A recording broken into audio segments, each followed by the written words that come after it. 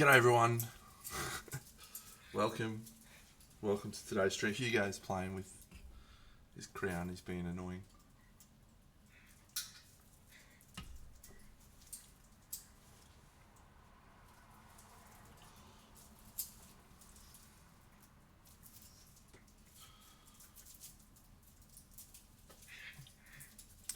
Hope you've all had a wonderful long weekend. Well, not long weekend, that's next weekend. Daylight savings weekend. There you go.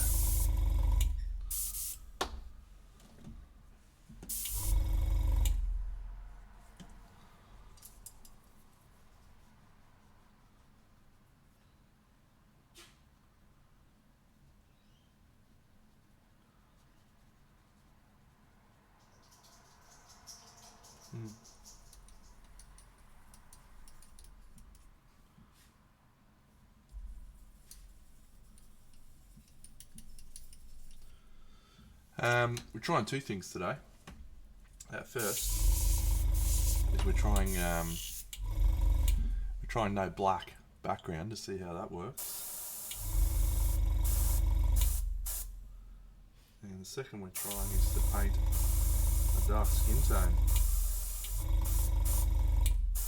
which is very much not something I have a lot of experience with.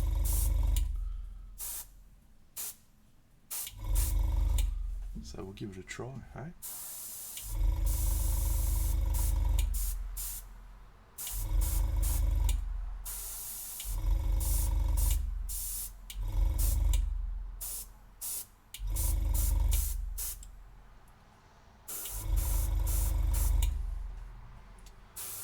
So yeah, made some good headway on this project, but specifically the ones that I'm not enthusiastic about painting.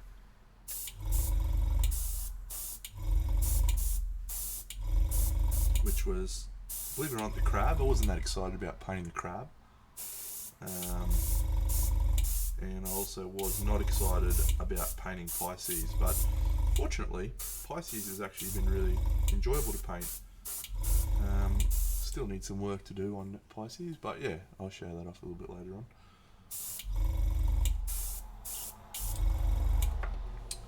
So yes, making headway.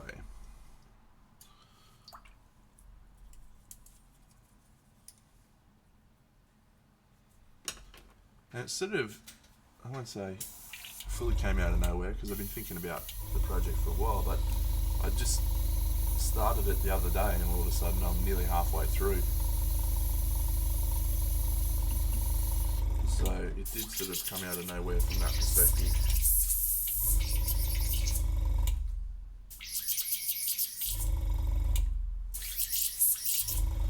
Alright, I think we may switch straight away. So the thing that I've always struggled with skin tones like this, African skin tones, is getting enough contrast, enough value contrast. So we're going to try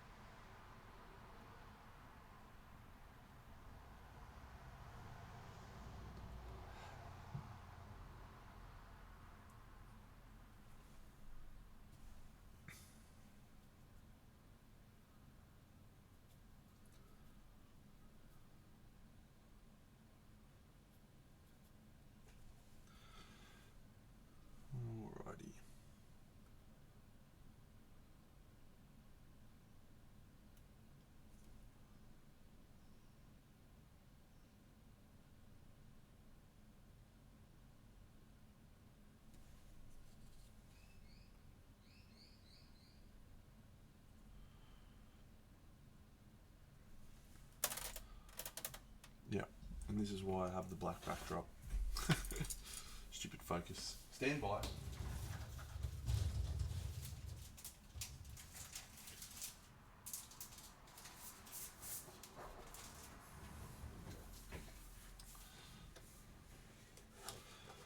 Yep, they are absolutely hard, Matt Finch.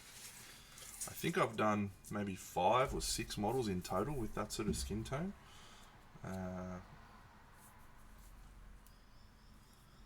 So it's definitely something I would consider myself inexperienced in. And it's always good to push yourself. G'day, Accent Blitz.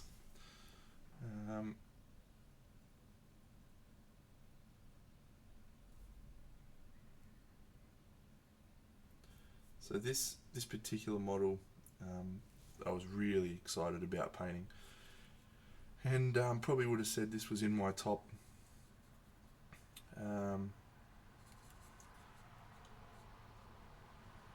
probably top 3 models from the Kickstarter. But I think I won't say I've gone cold on it, but it's probably not in my top 3 anymore. Just because as I've gotten to check out the models a bit closer, there's a lot of detail in this that's going to be challenging to paint, I think. So, something for you all to look forward to, watching me fail abysmally.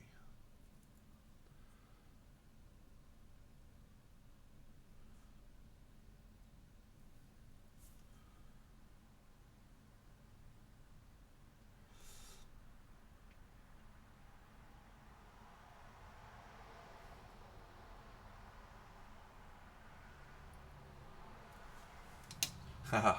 Thanks, Matt. Inspirational words.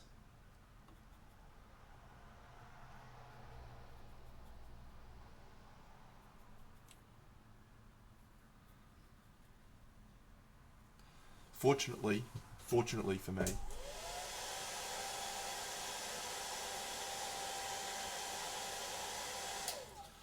we don't see failure as a problem. We see failure as an opportunity to learn more.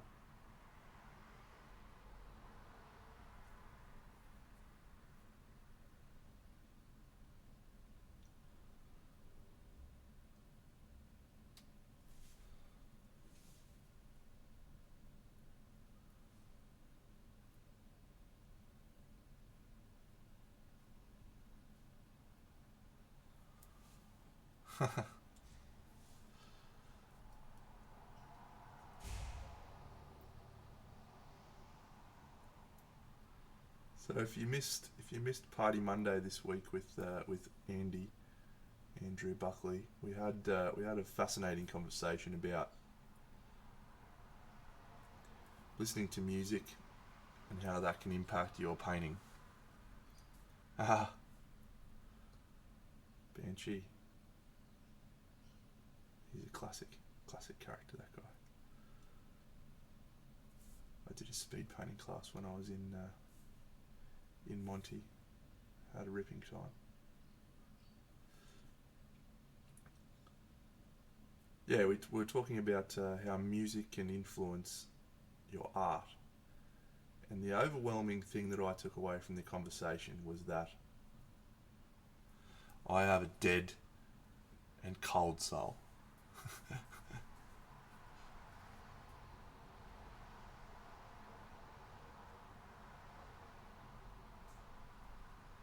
No. What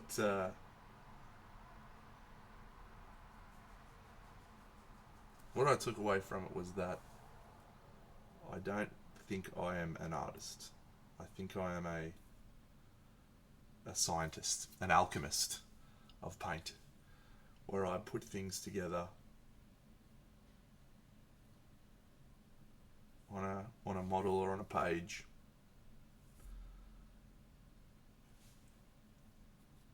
in a scientific way, where I just do an experiment and then learn from that experiment and then move on and do another experiment. So from that perspective, failure is actually very important, because it allows us to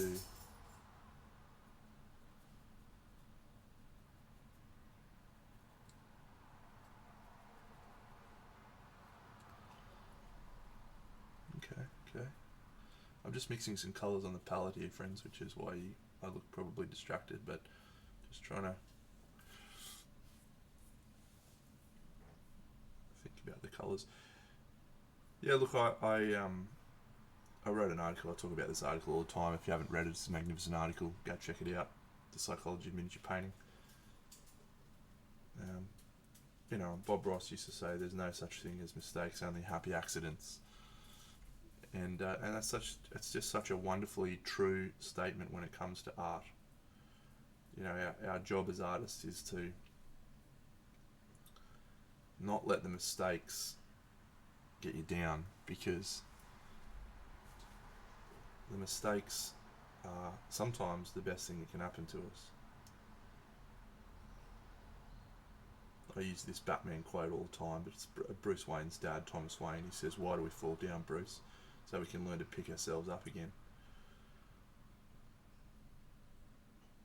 Failure. It's a wonderful learning tool.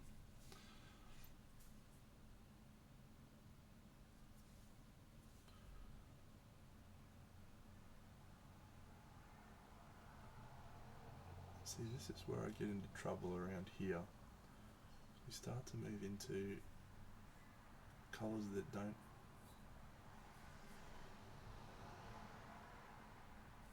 read right.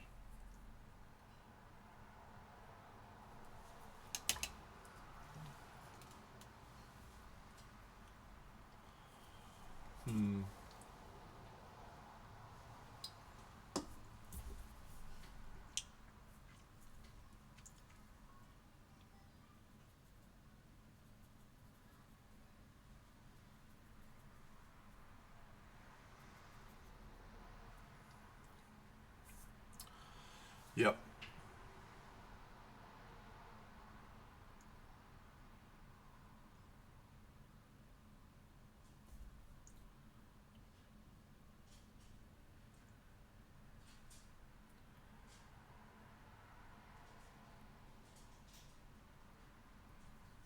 G'day, Jared. I sort of, I just can't seem to get the balance right between the light and the dark.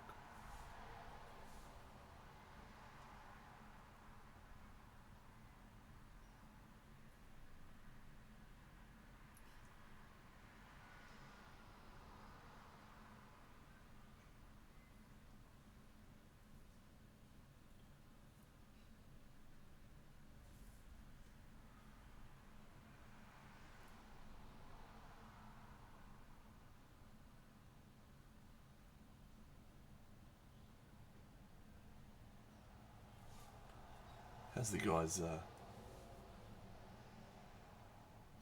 rig? What a beast.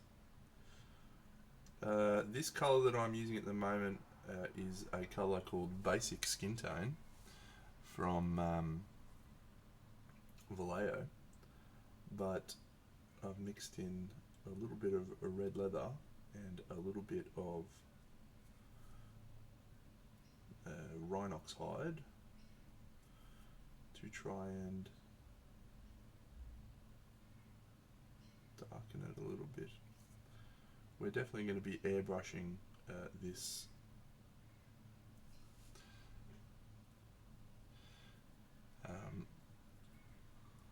to just smooth it all out, so we'll see. I do use Chimera a lot. Yeah, they're probably my go-to colour when it comes to certain things, but this base tone had some royal brown from Chimera in it.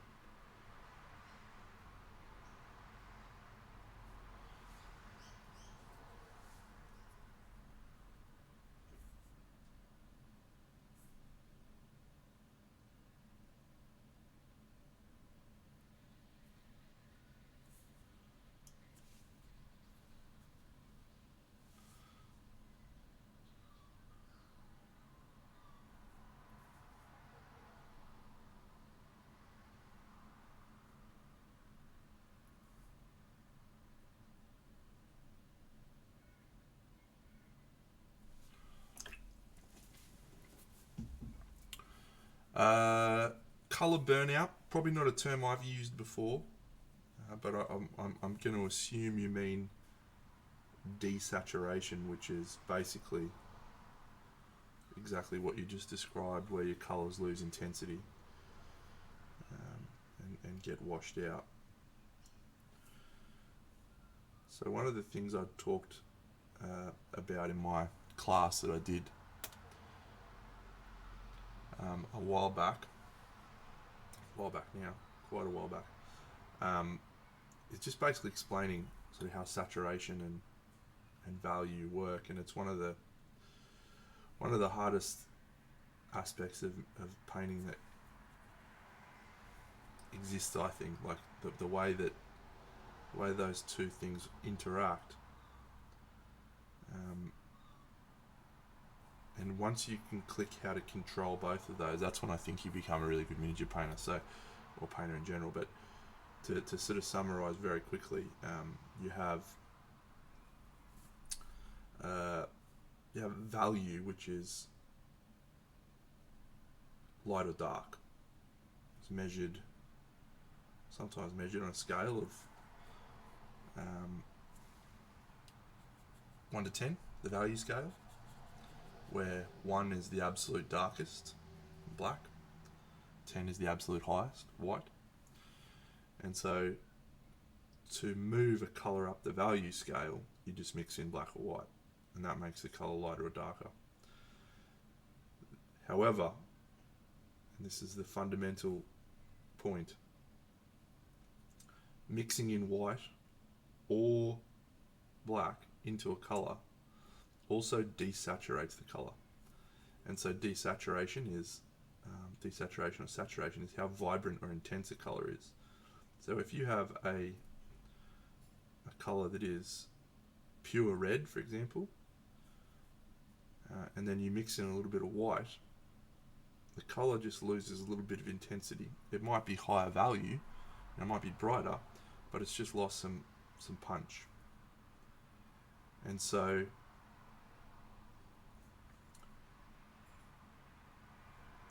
if you can, to have the most intense version of a colour, it should be sitting in its middle scale.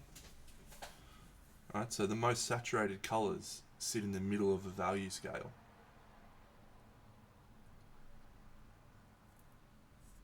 And that's in a nutshell the hardest thing, I think, to work out. Well, how do you get vibrant colours when you also need to have value contrast, when you need to have colours that shift from light to dark?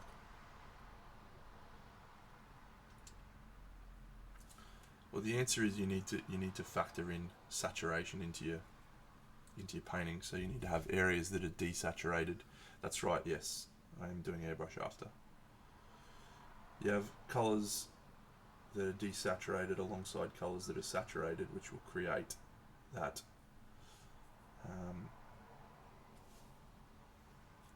contrast, or some of the contrast.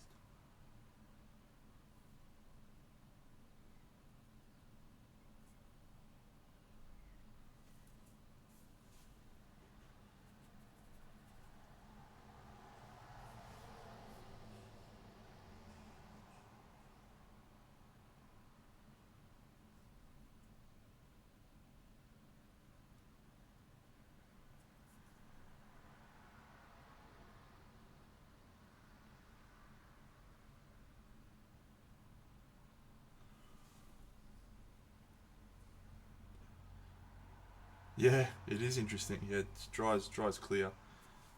It's more for the texture than well, it is only for the texture, that particular sand stuff. But they're like AK makes some products that do the same thing but dries in specific colours. So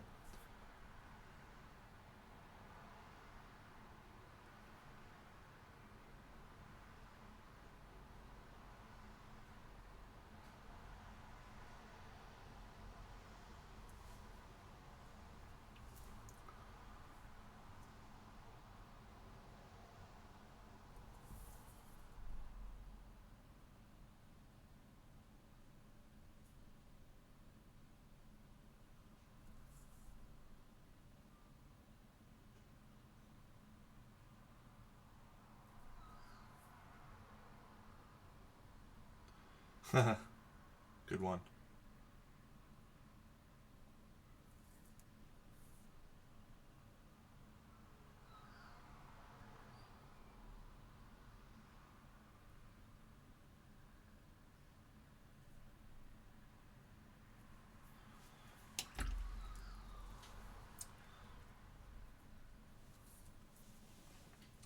So this approach that I am taking here is one that I like to call over contrast and under deliver.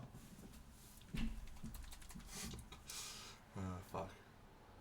I find myself so funny sometimes. I don't know why. Yeah, I'll show you Pisces actually. I'll show you the Pisces and the crab. I'll zoom out so you can see Pisces and the crab. Yeah, she's actually grown on me quite a lot. G'day, Heresy for Heretics.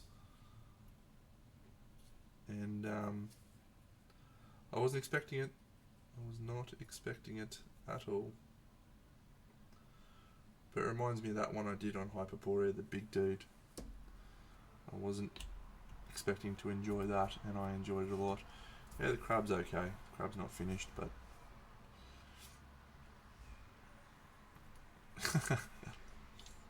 yeah. Mine's under promise and under deliver. Yeah, that. So yeah, it's yeah, I like the overall palette so far. I'm sticking with colder colours, purples and blues and greens, but as the piece shifts towards this, because these two join together, so like this. So as these two connect, it'll start to move into warmer tones. So you'll have like a slight transition between the two. Okay, chromium. That's the plan anyway. We've still a lot of work to do on there.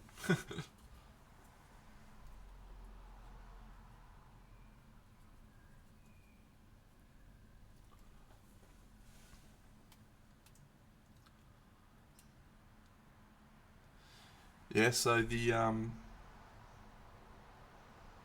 crab is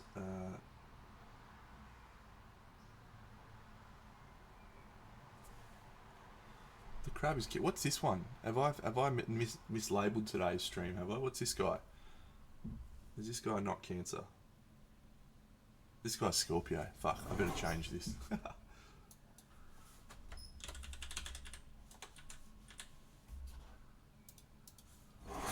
Yeah, the crab one's Cancer.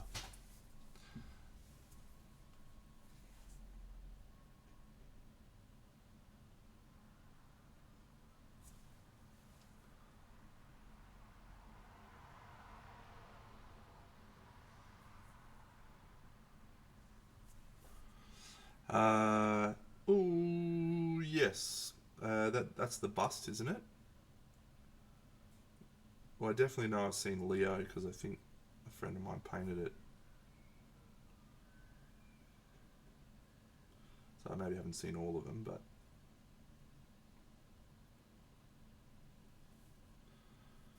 Hey, Timbo.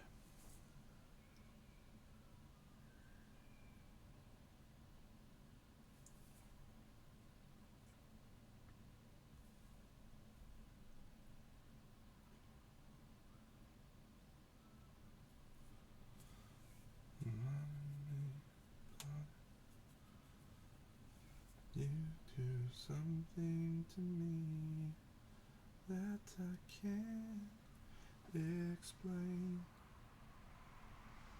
Would I be out of line if I said that I miss you?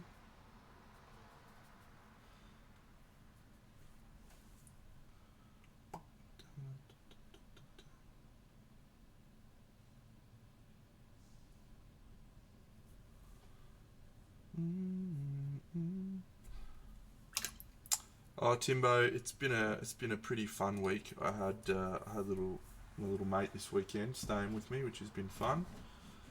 Went to the dog park, had a good time, and had a wonderful migraine on Thursday. And then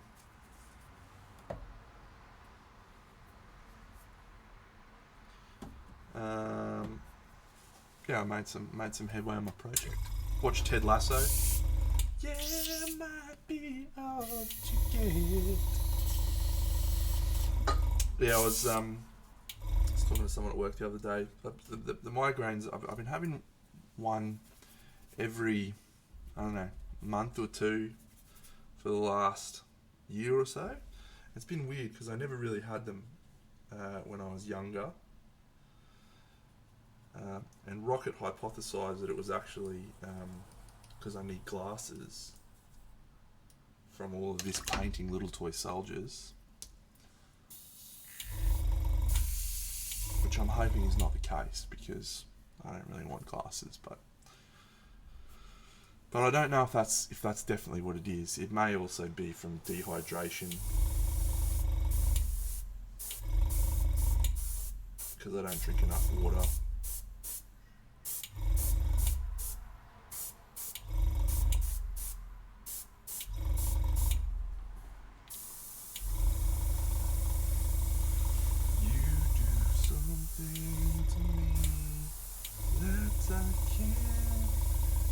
Explain.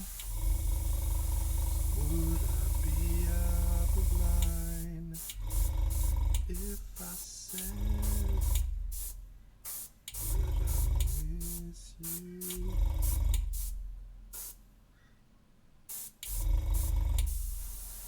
Yeah, man, I'm feeling it. I'm feeling it.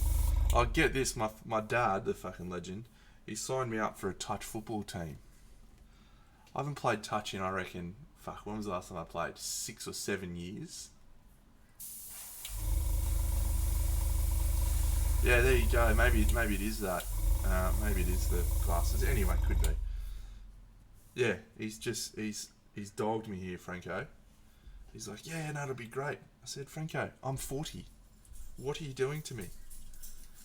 He's like, no, you got to get back out there. One of his workmates, they needed players for their team. I mean, I'm looking forward to it. I'll be honest, but I said to him, just make sure they understand, Franco, that I am well past my prime. Well past.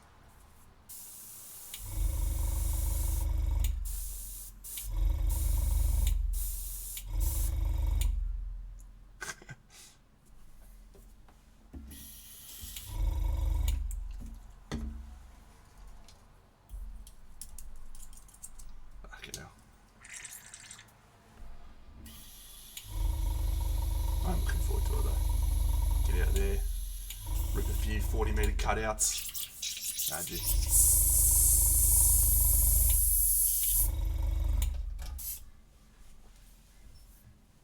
Yeah, he's giving me a bum steer. All right, let's try some other areas and see how that looks.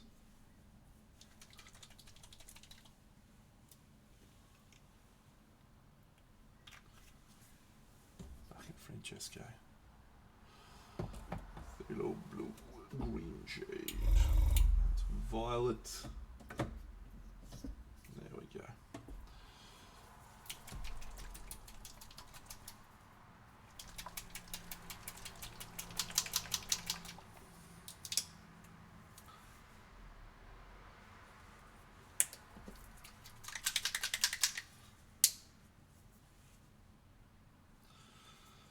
Alright, so we're going to do green armor on this guy, on this champion.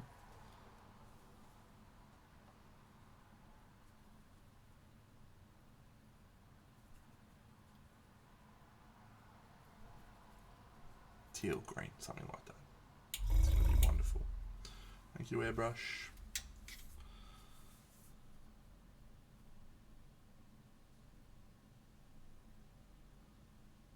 So I look forward to regaling you all next week about how I also blew out my knee playing touch football again.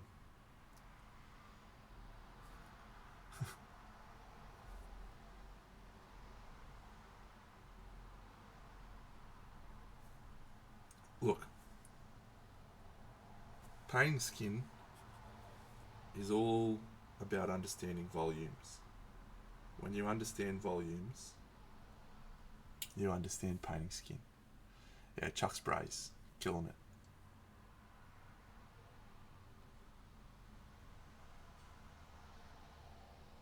Now, it's obviously not done yet because we need to go back in and add some dark shadows and then some little pop lights, but that's skin. Skin is just, if you place the lights in the right spot, everything else looks good.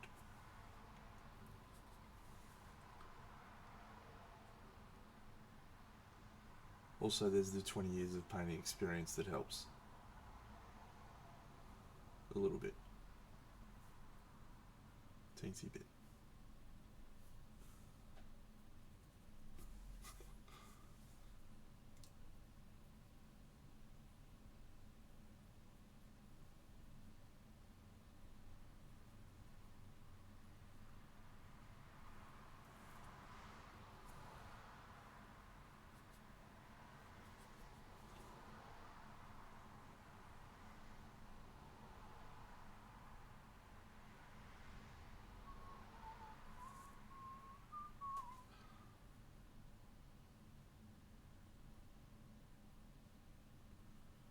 Broncos are looking good, aren't they, Jared? Fucking 5-0. Crazy.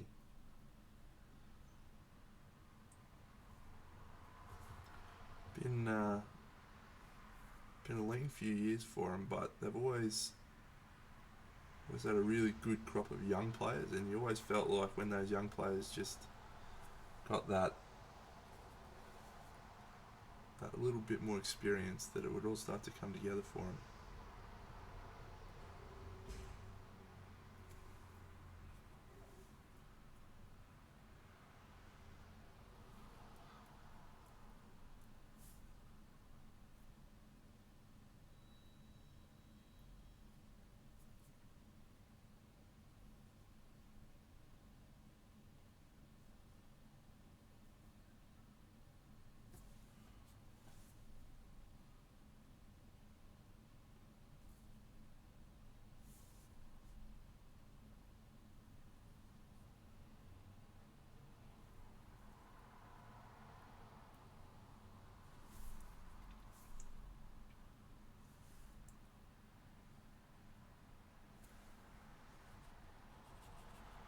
So this is a combination colour of the two Chimera colours, green and blue, both very dark. But we will be highlighting with some turquoise colours, I think.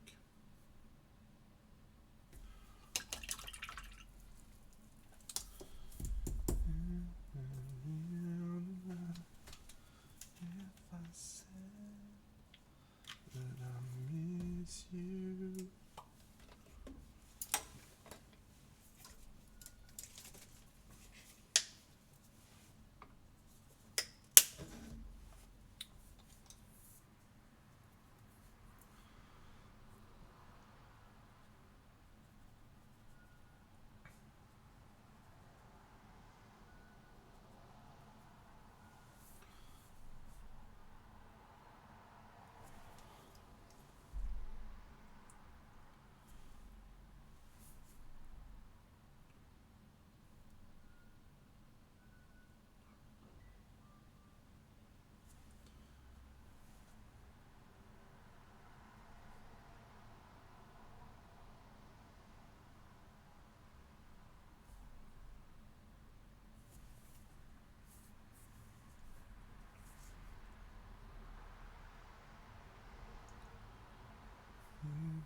Something to me that I can't explain.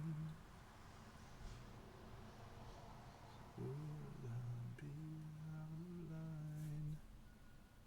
I said that I miss you. Bit of Incubus. Been listening to a bit of Incubus the last couple of days. Fucking really good band. Listened to them a shitload when I was younger.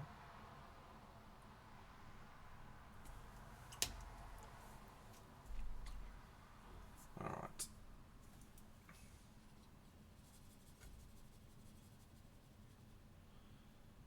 So how do we want to approach this demo?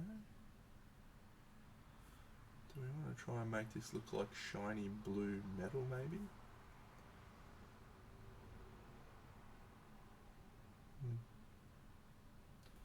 Could work.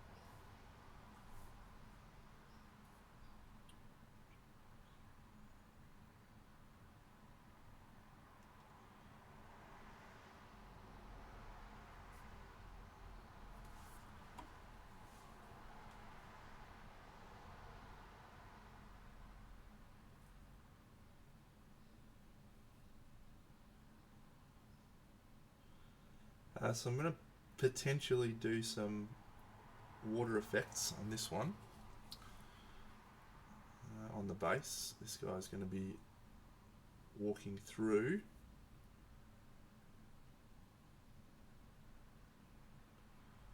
a beach, maybe.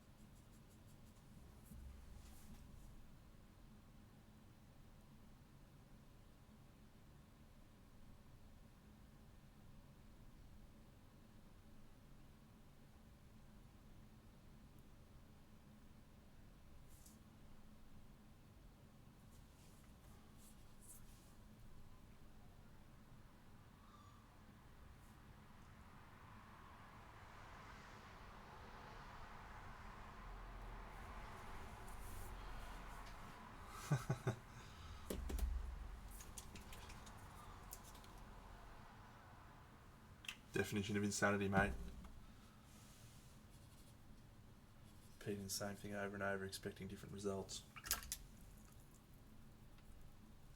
I don't actually know if that is the definition of insanity, to be fair, if you look it up in the dictionary. That's just a common saying that people say.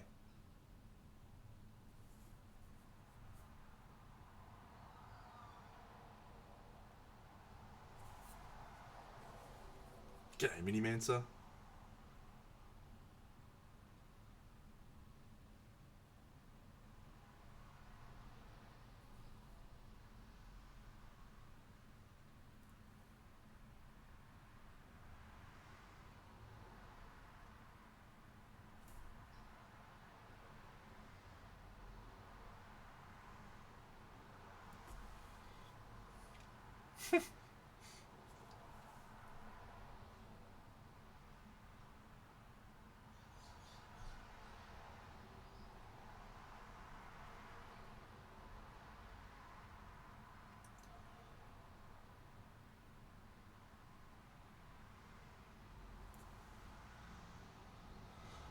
There you go. Einstein. He's a pretty smart guy. I trust his definition, so I'm going to continue saying it.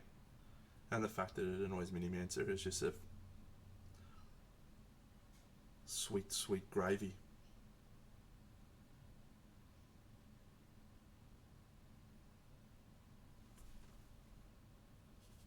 Little bonus.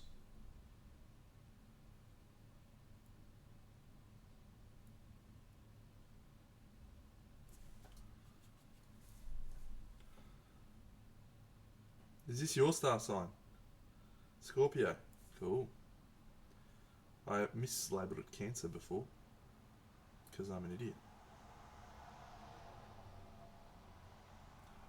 Also, it really, really makes no sense to me that Scorpio is a water sign.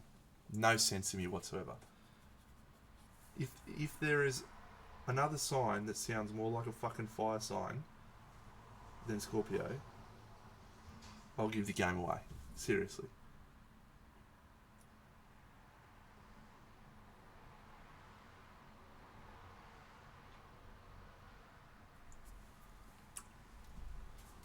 Ridiculous.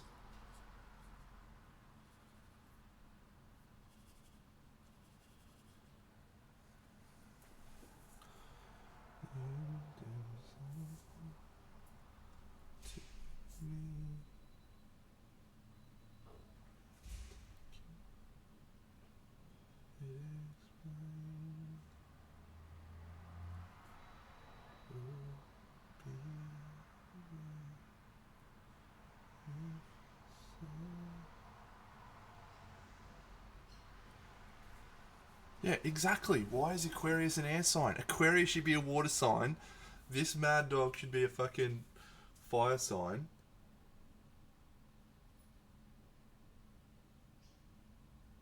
The stupid centaur can be an earth sign. Virgo can fucking sub in for air. Anyway.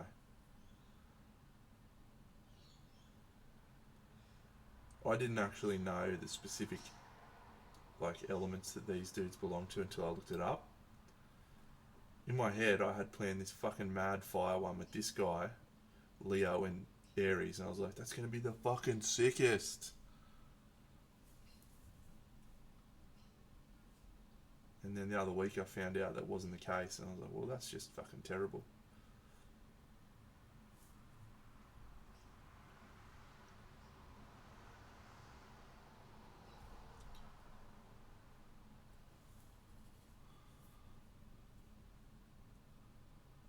Yeah, well, that's it. It's called the water carrier. Aquarius. It's a fucking dude holding a jug of water. And it's an air sign. What the fuck is that?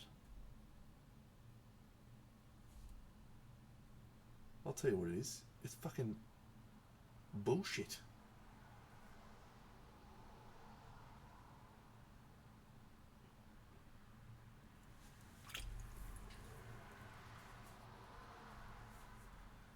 Bullshit.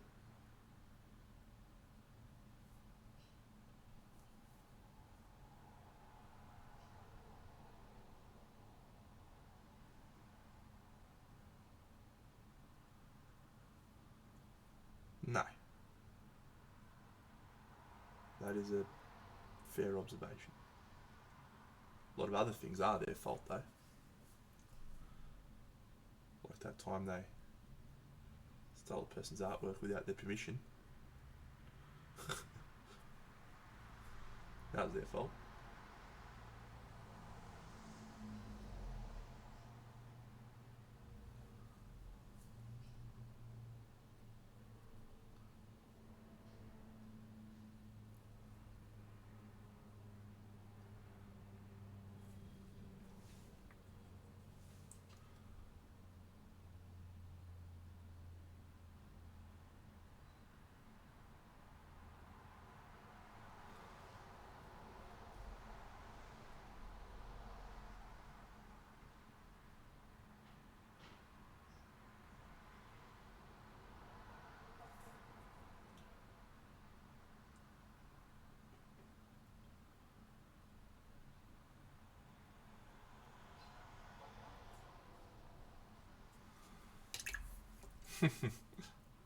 Funny.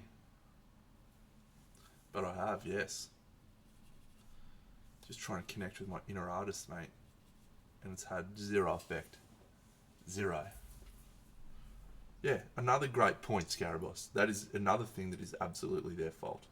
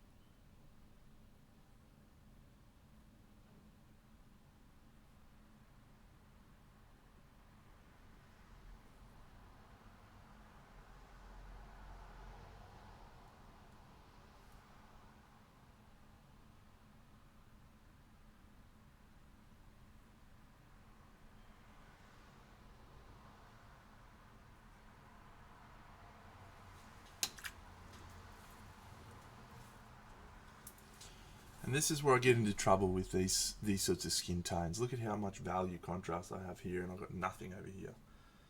Nothing.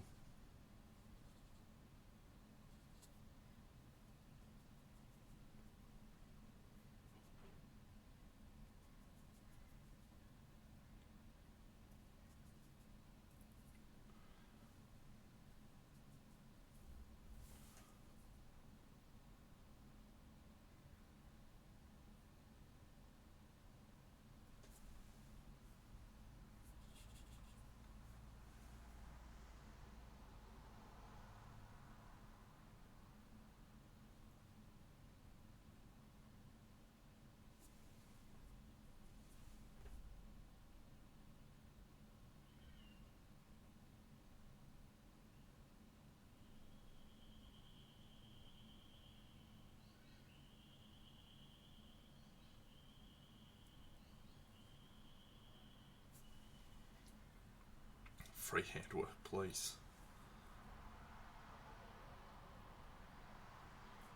Freehand work is so far from my forte, I've got to tell you.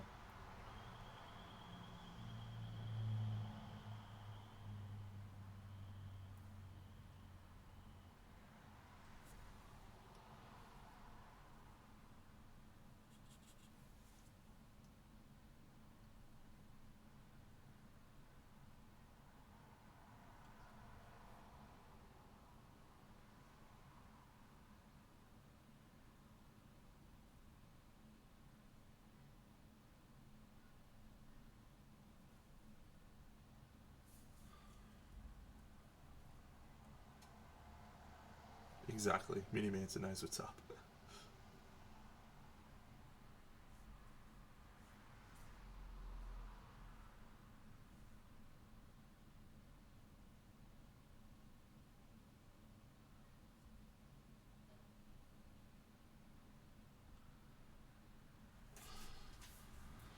Alright.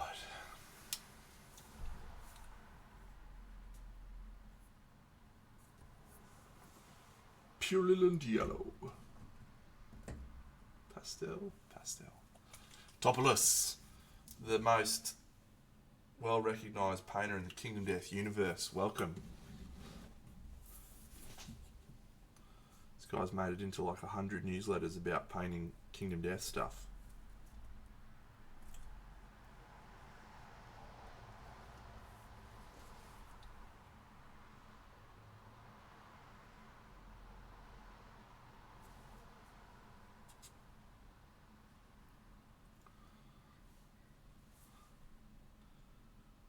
You're a celebrity, mate. Embrace it. See if they'll get you free drinks and stuff when you go out to bars. Be like, hey, I painted these models in this Kingdom Death thing. Look at me. I have a free beverage. Maybe use it to try and pick up chicks.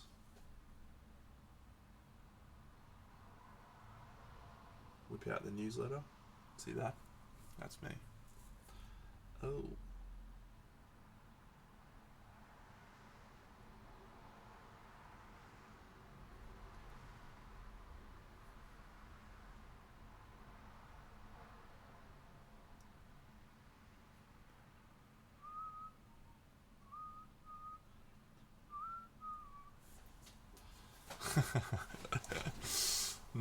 Interesting point.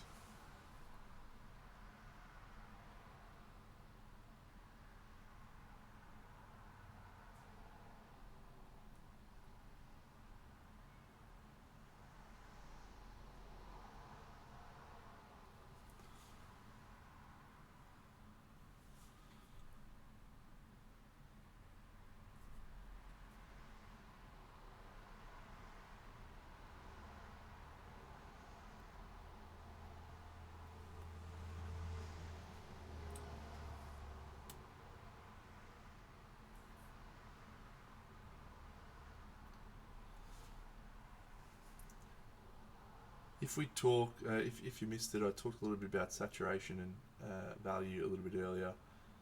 Nothing new or earth shattering for those that did miss it. But this area here is a fantastic example of what I'm talking about. There looks like there's a whole amount of contrast there, right? Huge contrast. But this is just a mid-tone colour, or a slightly higher value mid-tone. And it's looking really contrasted. The reason it looks really contrasted is because we have a dark, desaturated colour in the shadows, and then we have this vibrant, saturated colour here as our highlight / mid-tone, and that is what is creating the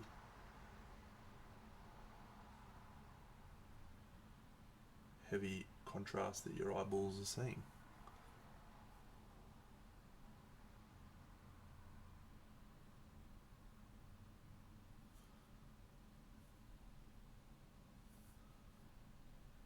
And this is really relevant conversation for someone like Topoulos, who is a wonderful painter, still hasn't quite cracked this, I don't think. His work still just feels ever so slightly desaturated.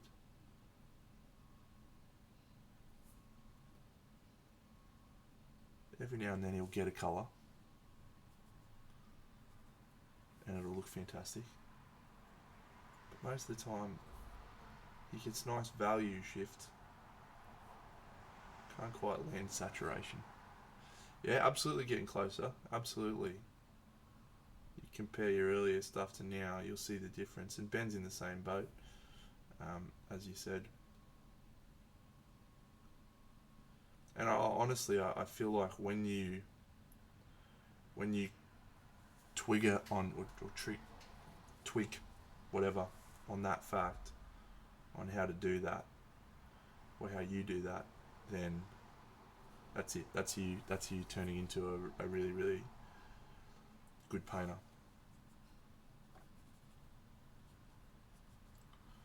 But it's hard. I probably will be able to do that for you, yes.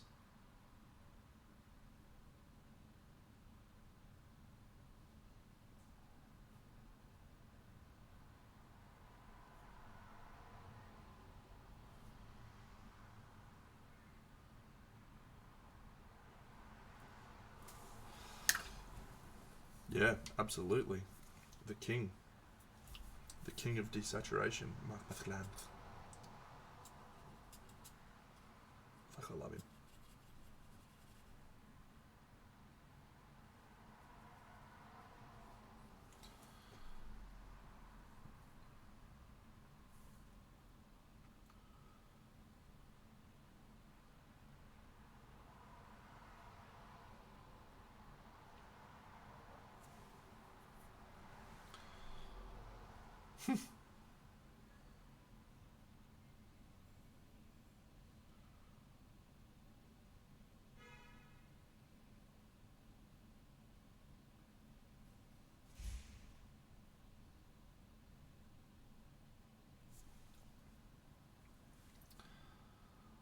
Look, sometimes you need to hear the hard word.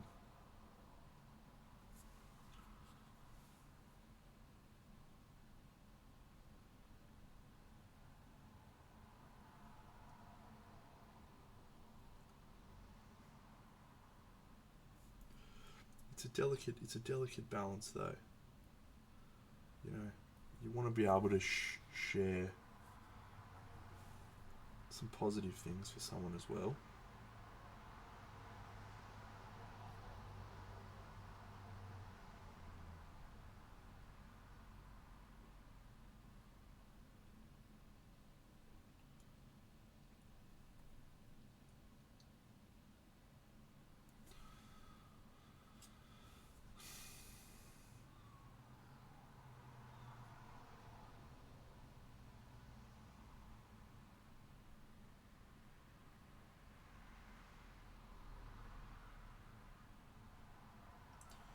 And it happened once again.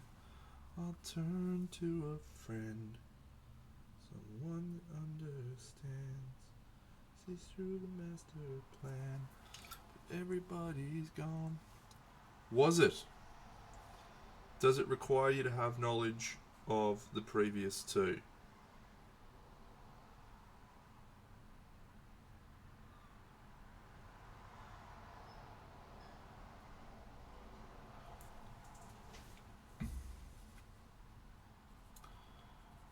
Here is a question. Here is a question for debate. I have a friend, his name's David Potts, not Colwell, and he had this approach towards watching, consuming films and so on that I just fundamentally disagreed with. And it was basically he would watch the first episode of a show, and if he didn't get captured by it, he would just tap out. He'd be like, no, that doesn't interest me.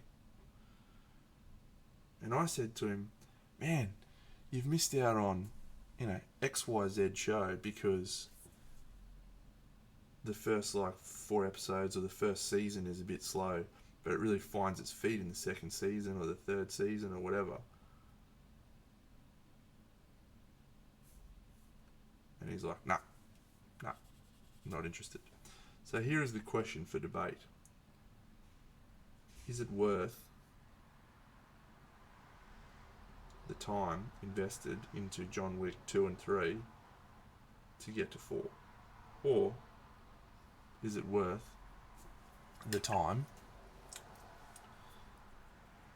full stop, to push through something, if it's not good, to get to some part of it that is good? Well, it's an interesting perspective that he had. I was using The Office for example. Like if you didn't stick through the first season of The Office, which is just a shot for shot remake of the UK version, to get to season 2, you've missed out on probably one of the greatest television shows ever written.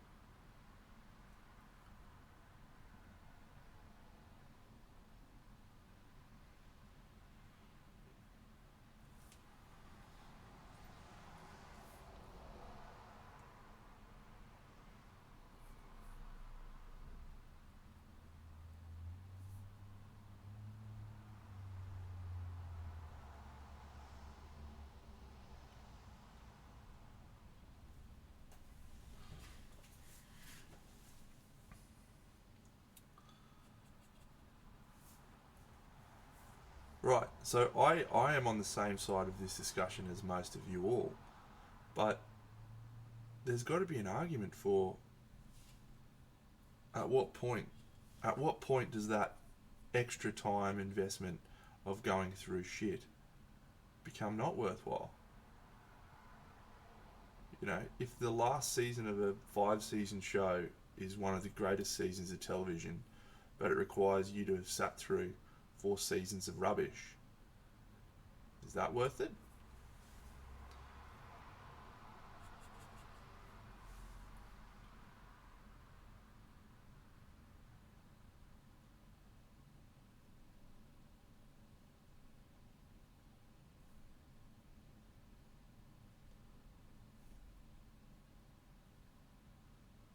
And the answer to this question is, of course, it varies for different people and different situations, but I just think it's an interesting perspective to have. He was just like, no, gets one episode, and if I'm not in, I'm out. It's like, holy shit, man. There's very few pilots, I reckon, that land really well.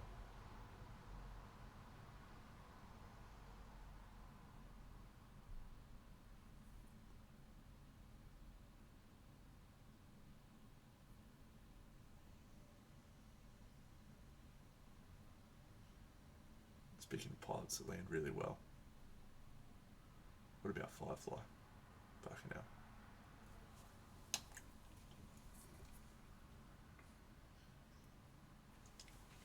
What a magnificent show.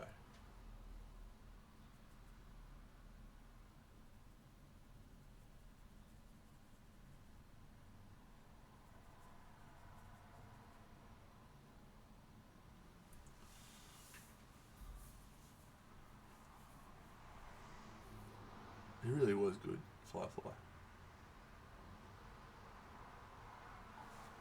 Just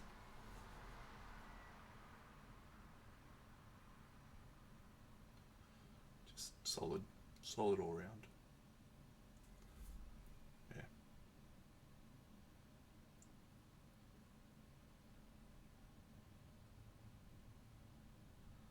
I reckon I'm yet to meet anyone who hasn't been like, wow, Firefly.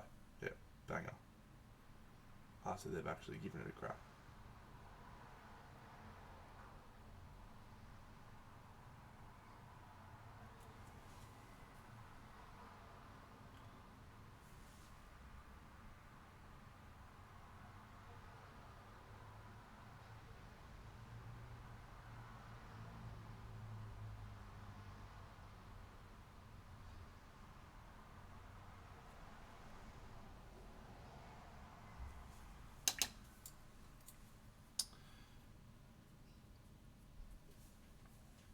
Oh, I think I told this story before. I'm going to tell it again because it's one of my favourite stories. I was obsessed with Firefly, right? When I watched the DVD for the first time. This is how old I am, I guess. The DVD, it was just like so incredibly good. And I had it for probably 4 years, 5 years, and I watched it maybe 10 times. And I was just devastated that there was no more Firefly. And one day I was sitting there in the first disc, and there's 3 episodes in the first disc. There's the pilot, which is called Serenity Part 1, Serenity Part 2, and the train job. But there's also an episode called Bushwhacked. Now, for the first 4 or 5 years of me having that DVD, it looked like the way that the titles were on the screen, it looked like the train job's title was the train job Bushwhacked. It just looked weird. And I didn't twig on the fact that there was actually a 3rd episode on there. So I've watched Firefly like 10 times, and I've literally never watched this episode.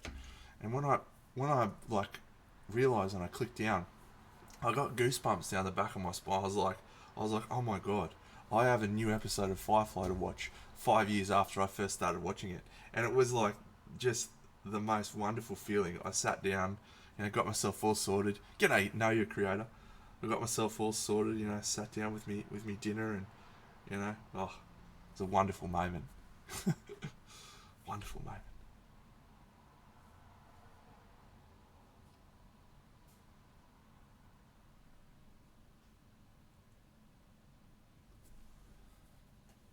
Ramadan Mubarak. It was a wonderful night, mate. It's I've got fond memories of that night, let me tell you.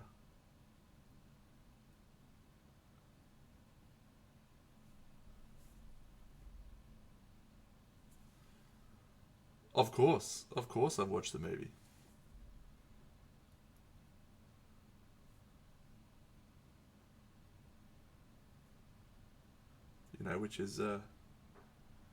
Which is another reason why I said, speaking of good pilots,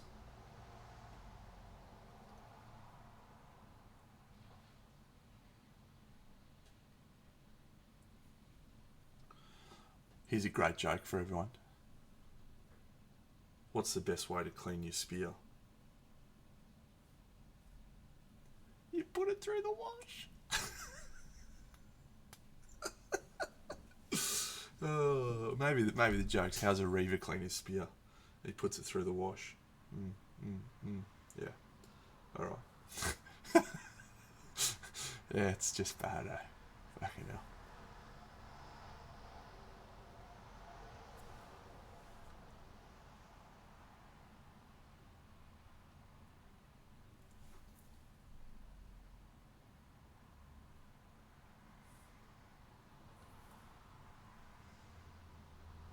That one's always going to feel too soon. Always.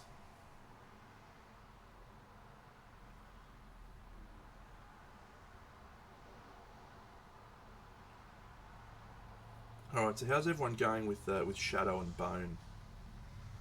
I watched the first episode of season 2 last night, and it got me pretty excited. I was like, yes, this is good. The first episode of Carnival Row did not do the same for season 2.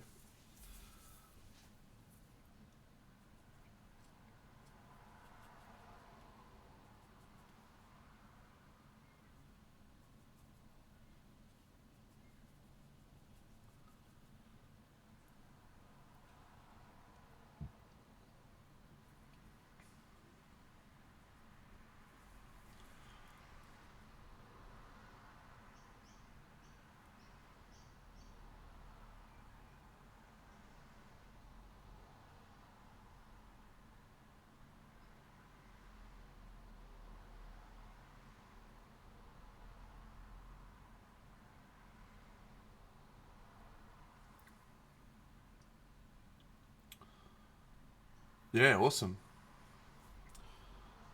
No, it's good.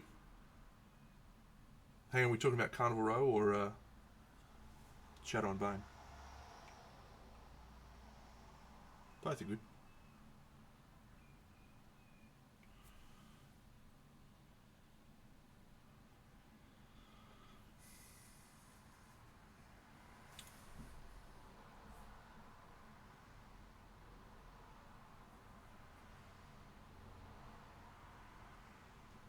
Yeah, cool. Yeah, no, it was good. I liked the first season a lot. And the second season so far looks very promising. It makes me want to read the book series, which is usually a good sign.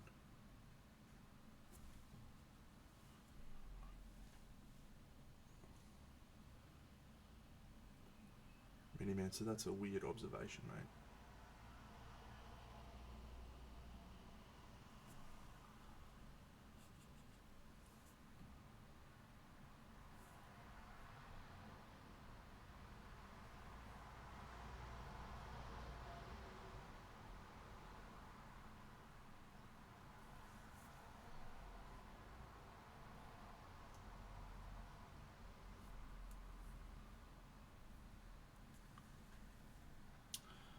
No, I haven't been watching Yellow Jackets. I can really only handle 1 week at a time thing, so I'm on Ted Lasso at the moment. I don't know if I could handle another show on week to week. Do my fucking head in.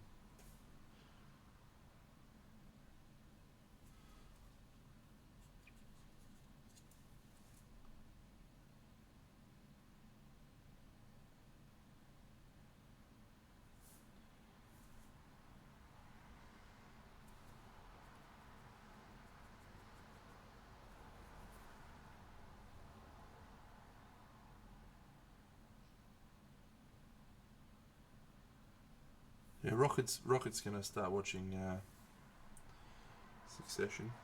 She rates it very highly. The latest season, or last season. Hey, Wedgie, my mate from Tuesday Night Games, Wedgie, he reckons Legion is the best Marvel show. He reckons it's unreal.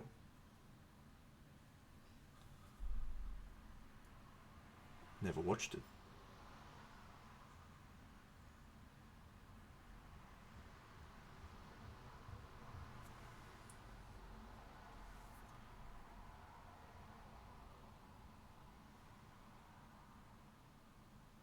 Got cousin Matthew from Downton Abbey.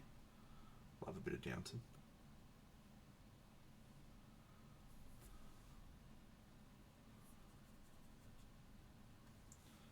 Oh, get this, friends. I fucking cracked Infinite on Snap this week. Fucking hell. It was so satisfying. And it took me so fucking long.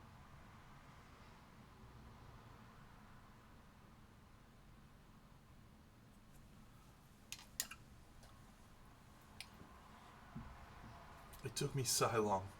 I was sitting on 95 for about a week and a half.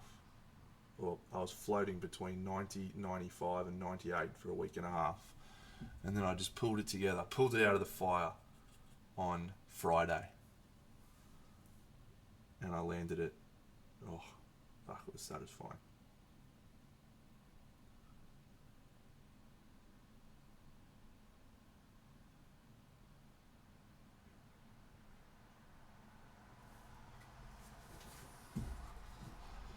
Which is weird. But it's not that weird, I guess. I put a lot of time and effort into it, so.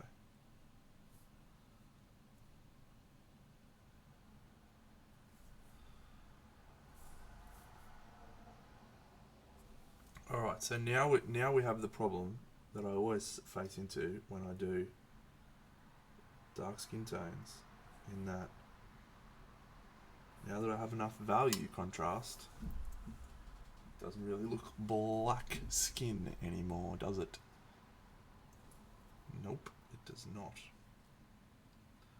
So how do we fix that, Deno? Well, we're going to over contrast even more. We're going to do a wash or a airbrush glaze probably.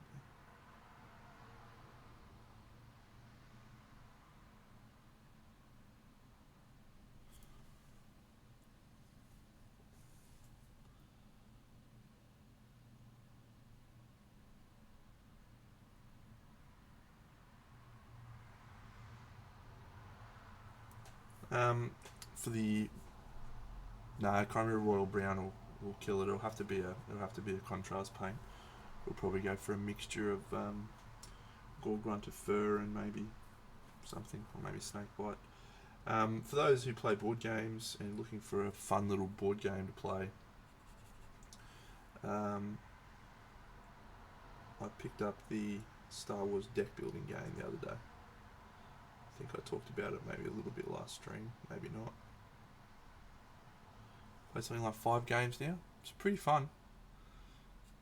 If you're familiar with board games, it's Star Realms with Star Wars trappings. But it's good. It's really good. Especially when you get Han Solo and the Millennium Falcon on your team. Great shot, kid! That was 1 in a million!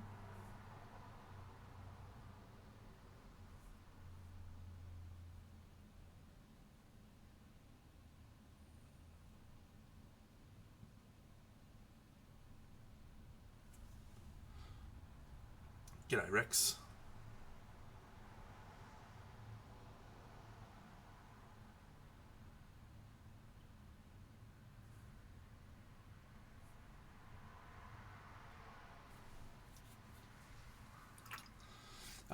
African, my friend. If I can, if I can recover it enough.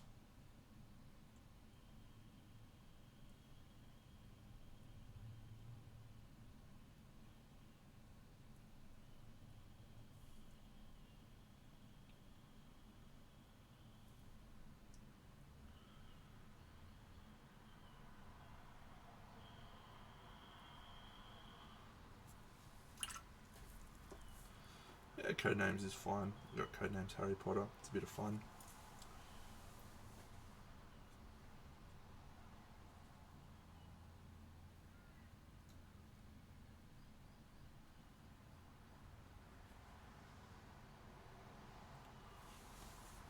Yeah.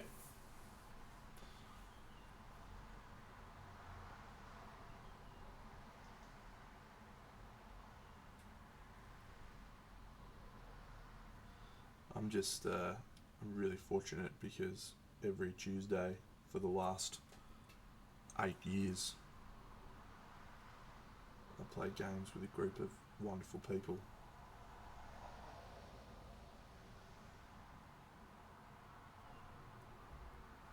And it's been tremendous. Very, very, very good.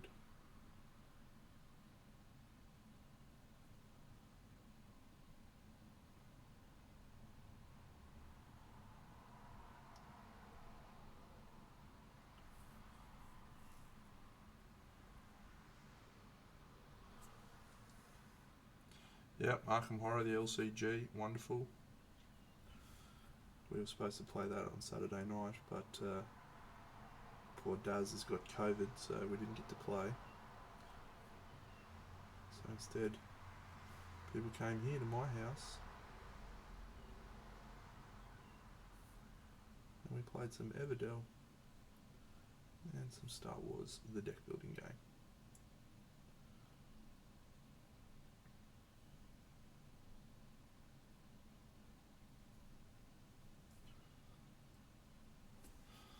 Alright. That looks good. So let's see if we can work out a colour that's going to work. That's not it. That's not it.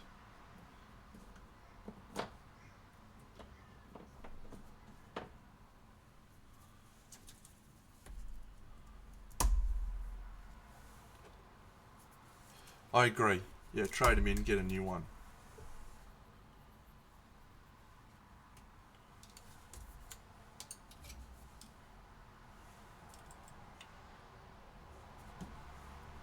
It's unacceptable, really.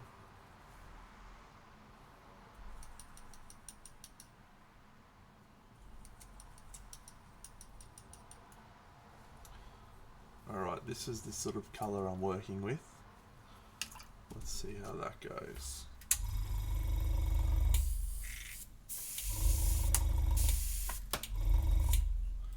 I might just raw dog this, I think. Ugh.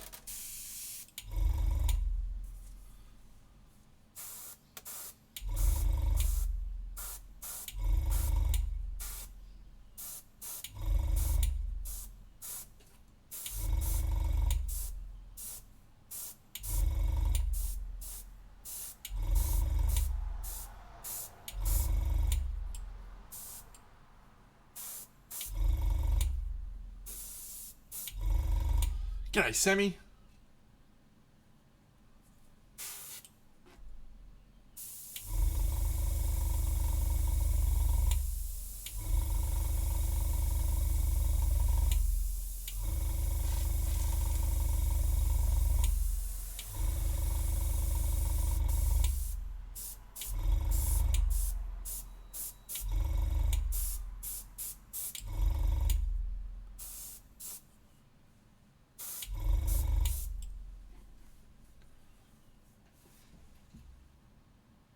Alright, that feels a little bit okay.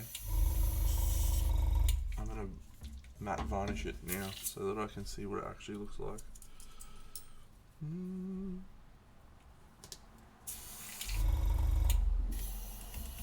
I gotta get better at skin tones like that. Absolutely essential.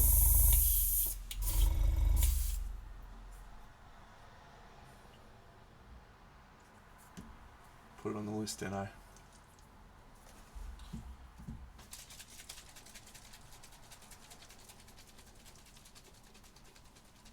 Oh, lighter, Country Mile.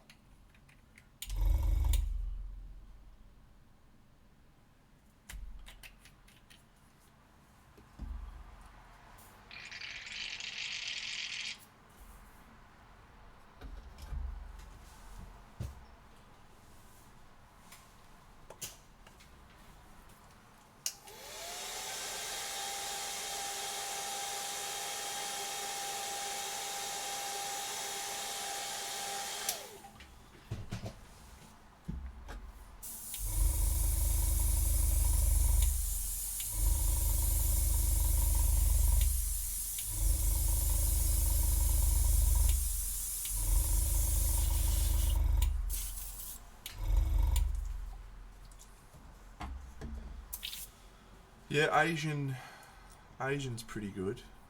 Um,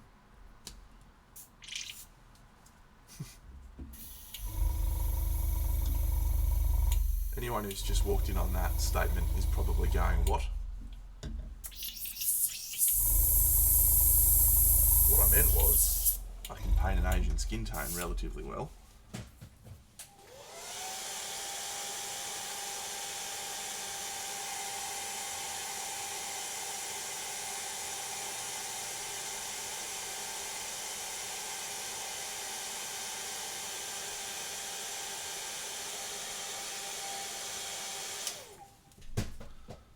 Still not quite right.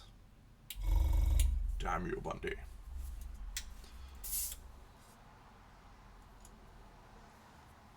Alright, I'm going to come back to it later on, I think, because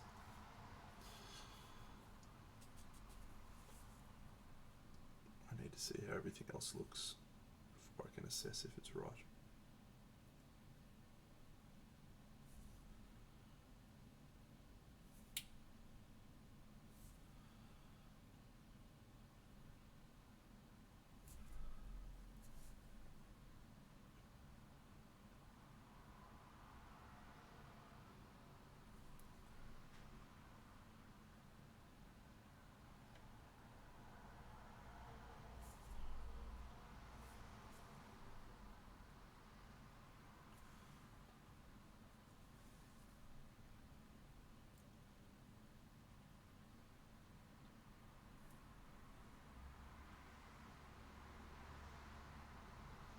You do something to me that I can't explain.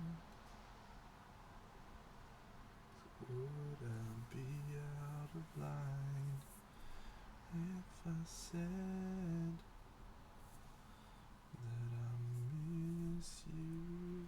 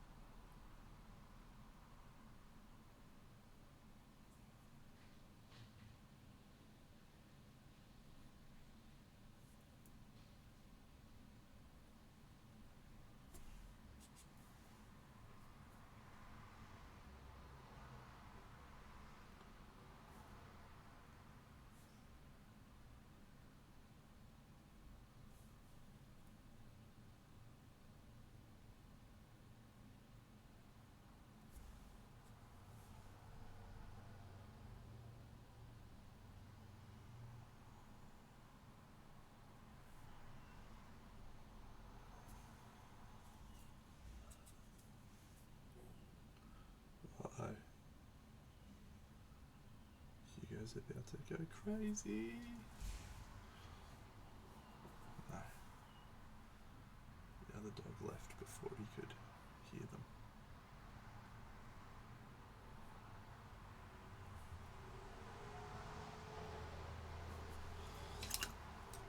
I'm going to have a look at what you're talking about. Oh, it looks complicated. Don't be piss weak. Don't be piss weak.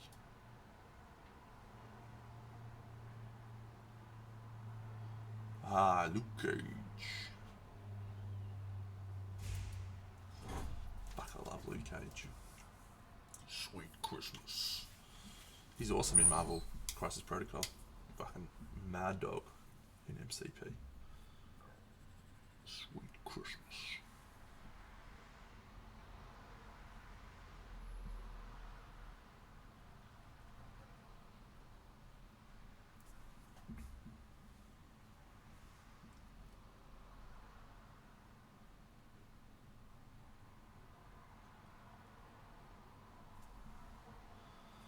This is the thing about a project of that size, Timbo. It's very fun. It will test your mental fortitude. and it will test your ability to analyze objects and light sources in relation to each other. I think we all do a reasonable job. Good. Hello, All Might. Of figuring out where highlights and shadows should go on one model. When you add 2 or 3 models together, getting them right, the balance becomes a little trickier. Sweet Christmas. My day is alright, mate. It only started a few hours ago. Got up and pretty much got on stream straight away. That's what happens for me on a Sunday morning. It's a nice little routine, actually. I quite look forward to it.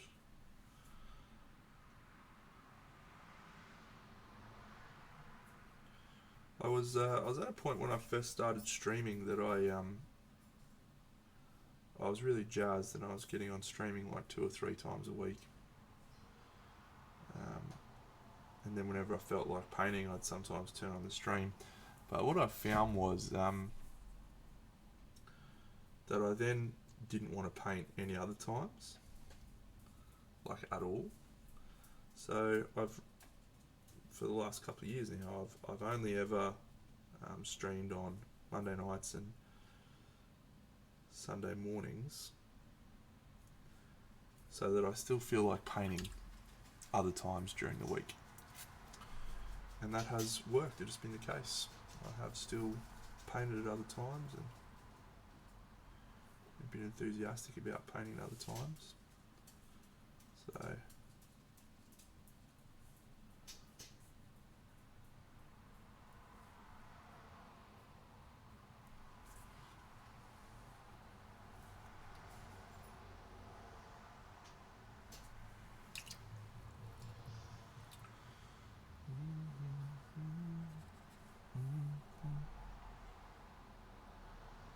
I have a gap between my voice and video. Is that the case, friends? For everyone?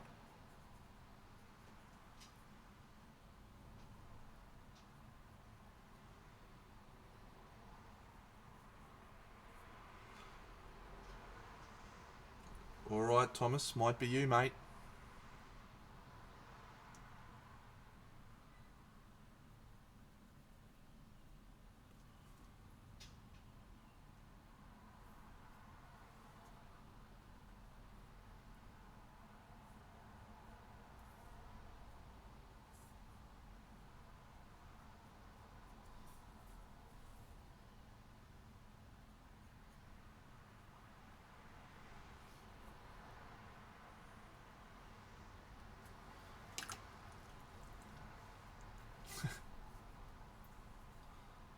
Not speaking a foreign language, I don't think.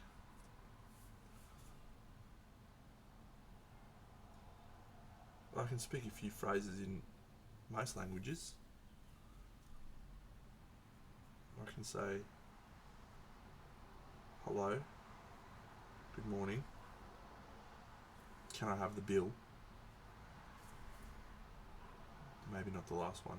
In Spanish, Portuguese, French, German,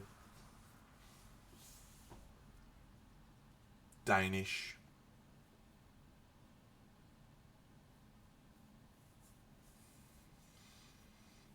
That's maybe not most languages, really, is it? It's about 6. Well, I can do it in 6 languages, alright? I feel like that's pretty good.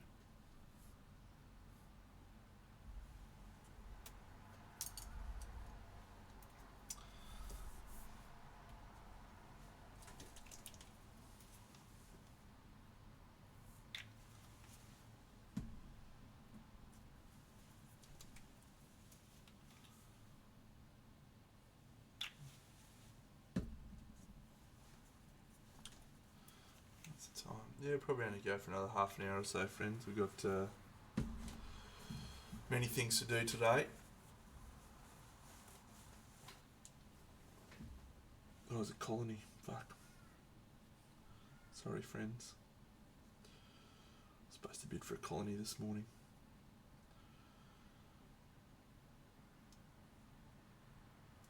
can all watch my gameplay of Through the Ages, a New Story of Civilization. Be able to see what I bid for this colony. It's going to be riveting stuff. Oh, you fuck! I would have liked that. Developed territory. Do I need science? I don't really need science, but the yellow cube would be alright. I'll put 2 in. That's it.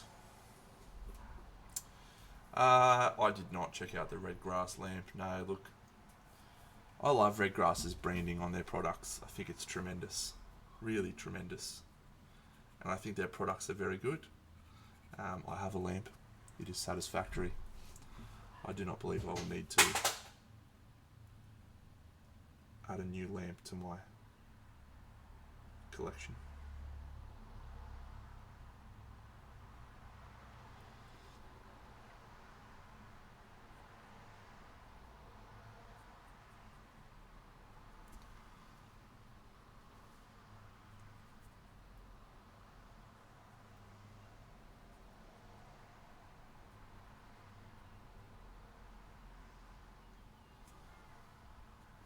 I'm sure it's wonderful. I'm sure it's a wonderful product. You know, I really highly recommend their wet palette if you don't already have one. I don't think it revolutionises the wet palette industry in any way, shape or form, but it's just a good product. So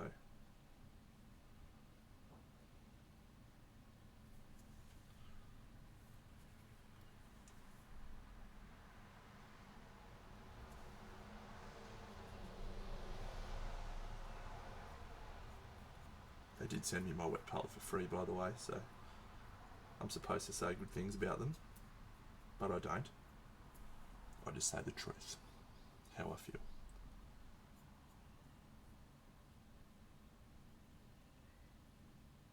It's so great being famous and a celebrity.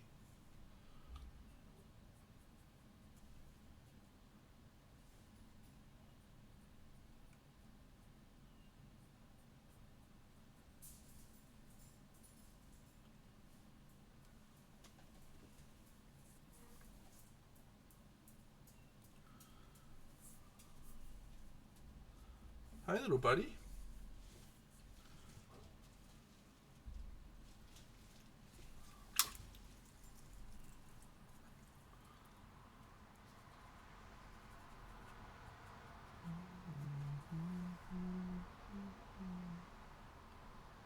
That I can't explain.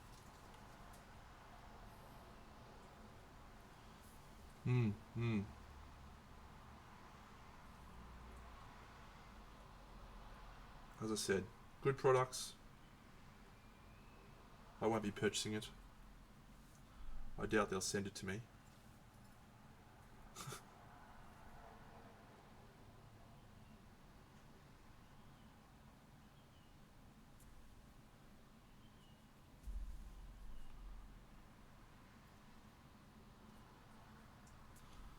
Yeah, look, the lamp that I normally recommend is a jeweler's lamp. It's not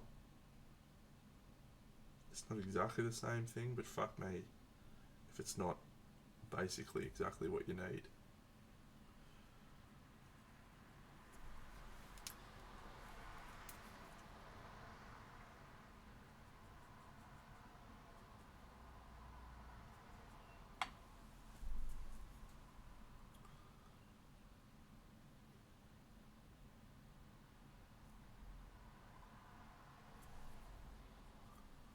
When do the Cowboys play today?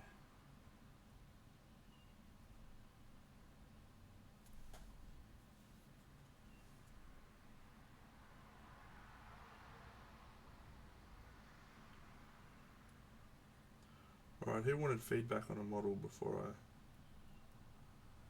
finish up?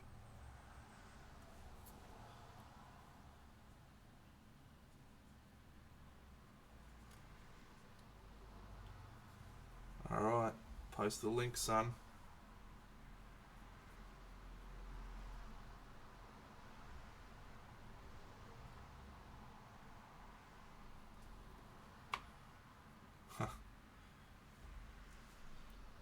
That's Bucks' scale. Bucks always needs a scale of reference. He doesn't want to hurt people's feelings. I don't need a scale. I tell people what they need to hear.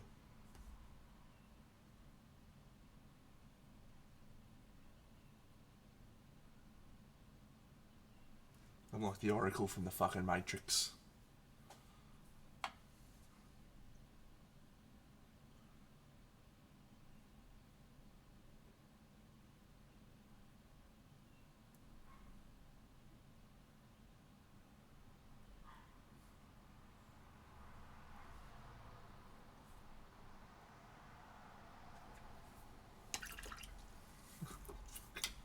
I think it was the Matrix.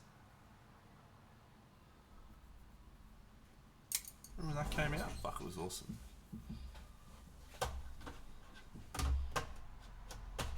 Lost me mouse. There it is. Oh, you dwarf. Oh yeah, I already said I liked this, mate. Why you gotta be this guy? Why you gotta make me talk about something I've already told you about? Fucking hell, pick a lane, Dano.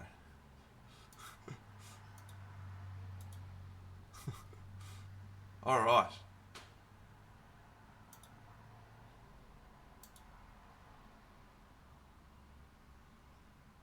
Gotta have Camelot ready to go.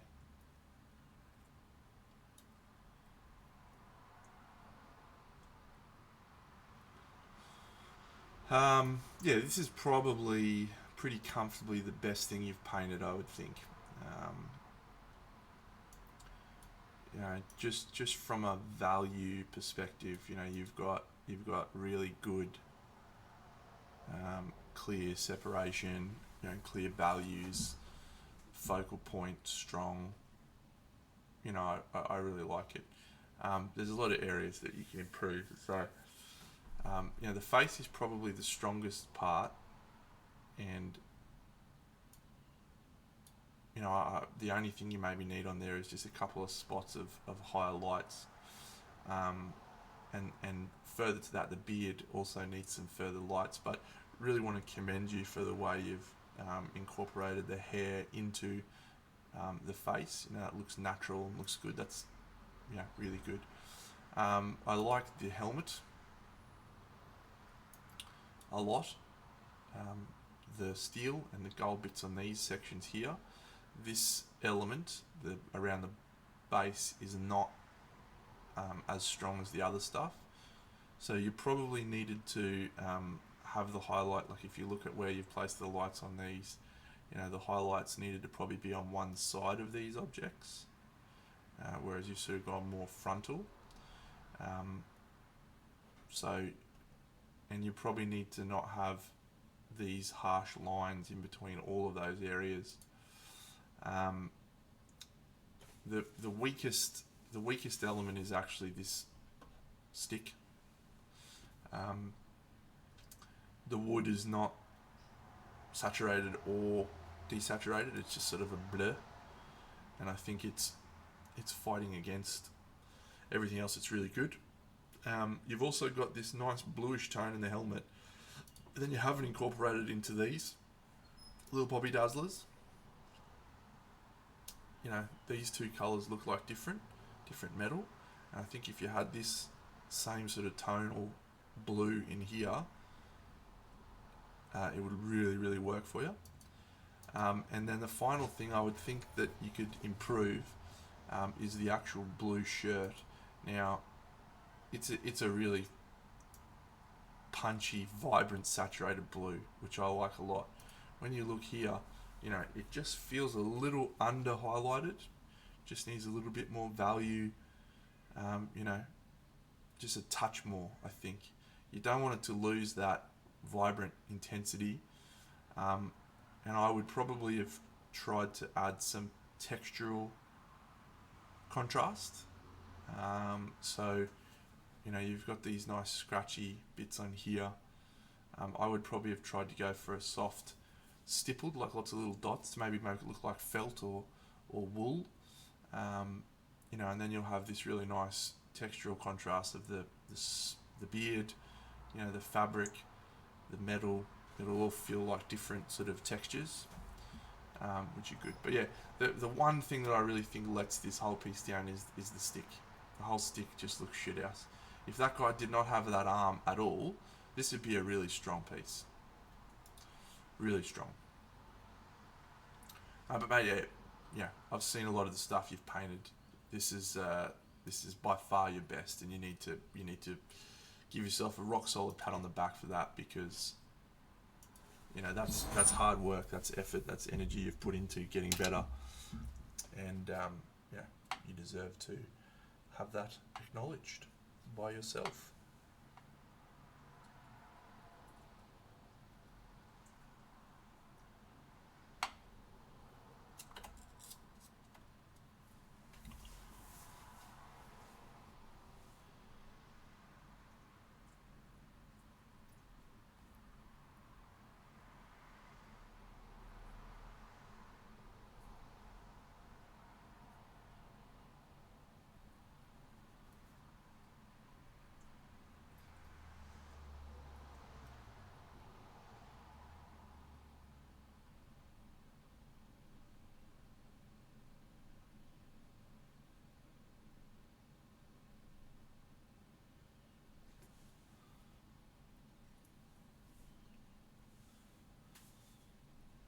Yeah, look, I mean, there's absolutely some things you'll take from watching someone paint something, some value. You'll get some light placement things, but you still gotta fucking paint the model right. You still gotta put those hours in yourself, and I think you can learn a lot from doing that. Bucks went through a phase where he was copying, all sorts of painters' works just to get an idea of what worked for him.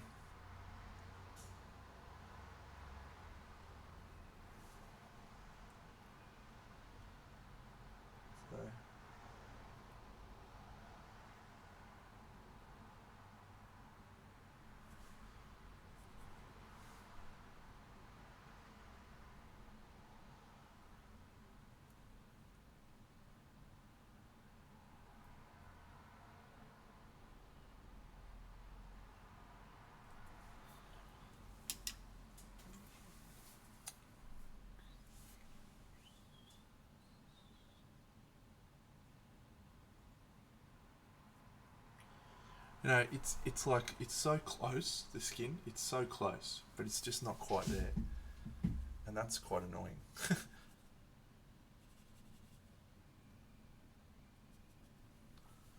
Oh well.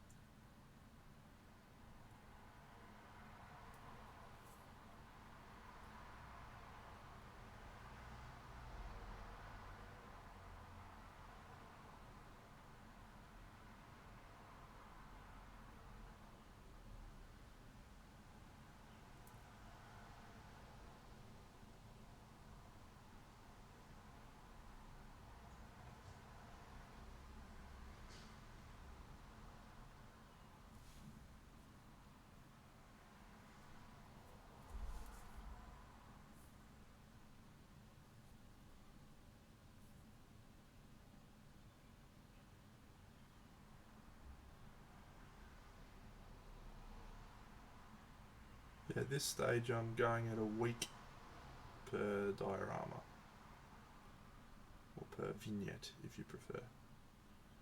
Vignette stone moss.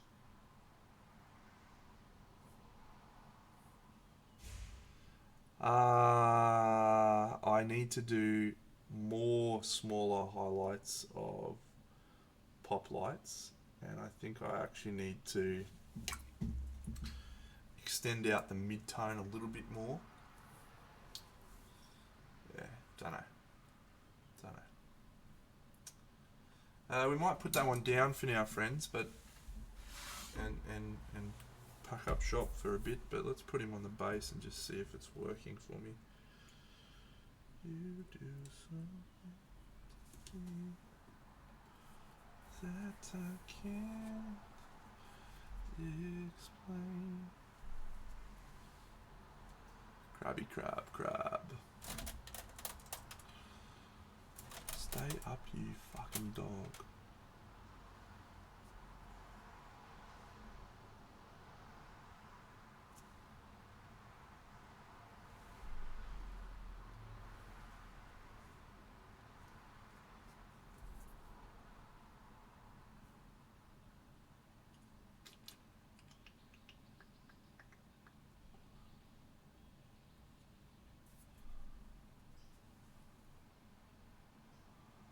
Have I got purple what?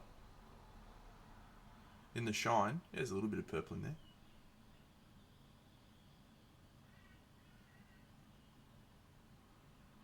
Yeah, the Pisces sculpt's actually grown on me quite a lot. There's a lot of nice detail. A lot of nice elements. The fabric's wonderful to paint.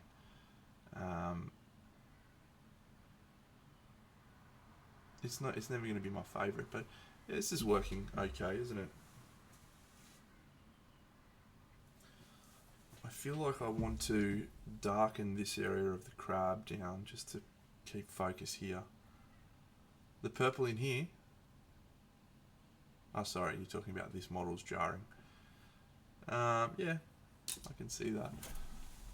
Get here. She stands on top of the crab. Yeah, this is actually looking okay.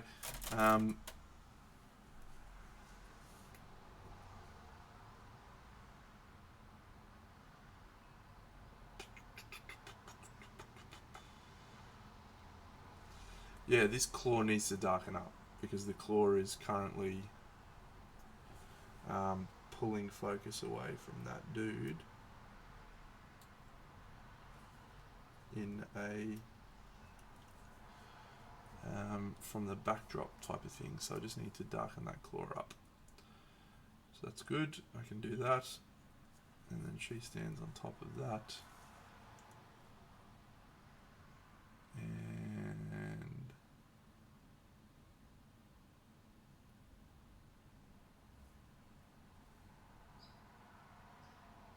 yeah, I don't know. I definitely don't like it as much as the other one yet, but you know, it's definitely a harder palette. Like this is all cold colours and yeah, tricky stuff. All right, friends. Thanks for joining me this morning. A couple of hours of painting, pretty fun. Back tomorrow with Bucks for Party Monday, and I'll probably be painting this chick. I think the Cancer, the best model in this group.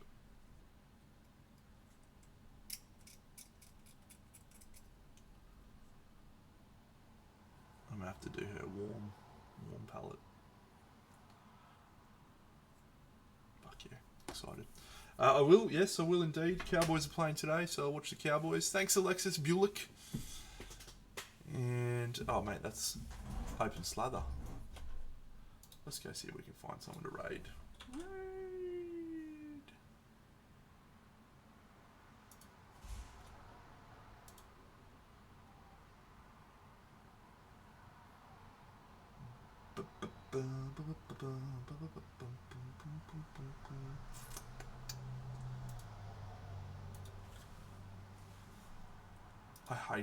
I hate this new functionality where you can't search for people's things. Greyhawk D&D, no. Lex Rock by Monster Den. Ooh, Signally. MHCP charity campaign. Let's go and have a look at this.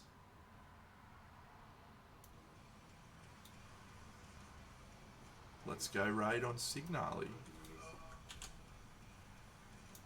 Clever name.